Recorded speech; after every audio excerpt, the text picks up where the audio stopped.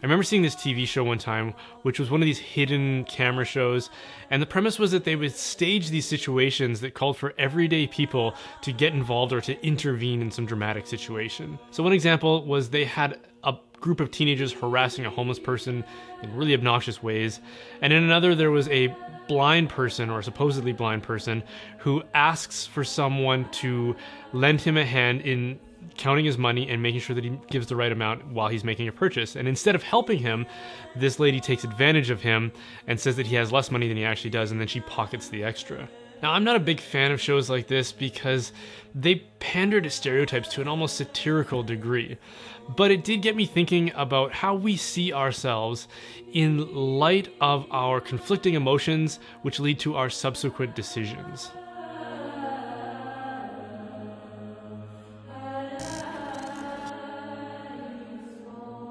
Now, I'm willing to bet that if you pulled a random sample of people and asked them if they would be willing to do the right thing in a tough situation, the majority of people would say that yes, they would.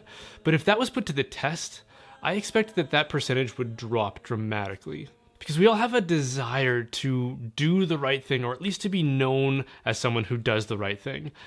But our decisions don't always reflect that. And this raises an interesting question for me, because if we all have a desire to do the right thing, but we aren't always necessarily willing to do the right thing, does that translate that each of us still has high moral inventory? So let me try to use an example for what I mean.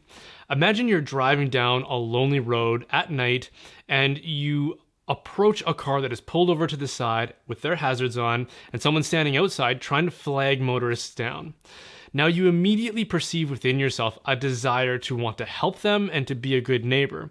But at the same time, you perceive a desire to want to get where you're going without delay, and also a bit of a fear and anxiety about interacting with somebody that you don't know, who for all you know could be dangerous. In the end, you decide not to stop and to keep driving. So let me ask you a question in light of that decision. In that scenario, would it be accurate or fair to describe yourself or to think of yourself as a hero simply because you had a desire to help, whether or not that reflected your choices? Let's look at another example. So imagine someone at work has screwed up in a really big way and it's going to cost the company in significant ways. And as a result, her superior or her boss or whoever comes and confronts her about it and asks her what happened. And immediately she has a very strong desire to lie so that she doesn't get blamed and doesn't have to face the potential consequences. But in spite of that desire, she tells the truth and owns up to what happened. So again, let me ask the same question. In that scenario, would it be accurate to say that she is a liar simply because she had a strong desire to lie? Or is it her choice that matters the most? Let's look at one more example. Imagine a man who is extremely attracted to a female acquaintance, and this is a cause for significant stress for him because he's married. And whenever he's around this person, his hormones rage and his emotions revolt against his promises of fidelity to his wife. Now, in spite of these very powerful desires, he doesn't do anything to encourage them, and he never acts on them, and he stays faithful to his wife. Okay, so the same question again.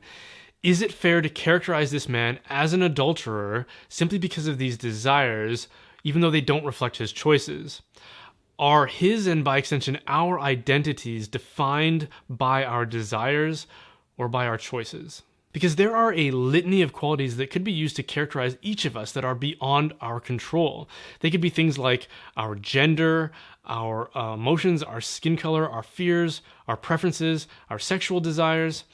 And unfortunately, there's this popular idea out there that says that our identity hinges upon these things and that we should conduct our behavior according to these determining factors. Because I'm the kind of person who thinks that our choices matter, that we have some kind of a say in who we are and how we're perceived by others. And that may not mean that we can change some of those determining factors, but it does mean that we have a say in the identity that we embrace. Like, are you merely the sum of your desires and appetites and what other people say you are? Or are you the sum of your choices? Do we measure a person by what they choose to do? Or do we measure a person by factors that are beyond their control? Generations of people, through efforts like the civil rights movement, fought for the freedom to be judged by their individual choices rather than by traits that they share with other people from which they have no control or choice in. Martin Luther King Jr. said something like, "I have a dream that one day my children will live in a nation where they will not be judged by the color of their skin, but by the quality of their character." And character is defined by our choices. And that's encouraging because it means that we aren't trapped by factors that are beyond our control. We can influence our outcomes. We can let our moral conscience and our choices define our identity rather than our desires. So I would urge anyone listening to this to embrace the freedom that comes from your ability to make choices. And when societal pressure or family or your emotions compel you to relinquish that freedom and to embrace some preconceived notion about who you are and what your identity is, remember that you always have the choice to live in what is true and what is good. And it is the truth that sets us free. Thanks so much for watching, guys. If you enjoyed that, then please consider subscribing and liking, and come find me on Facebook and Twitter. It's a huge help when you do that. It helps us get these videos in front of more and more people. And a big thank you goes out to You Catholic for presenting these videos. And if you want to support the making of these videos, then please consider supporting my work as a digital media and marketing expert. My company, Holdsworth Design, specializes in branding, web and graphic design, marketing, social media, videography, and all that kind of good stuff. So if you know of a parish, a diocese, a ministry, or a business that needs help in those areas, then please send them our way and I'm sure we can help them out.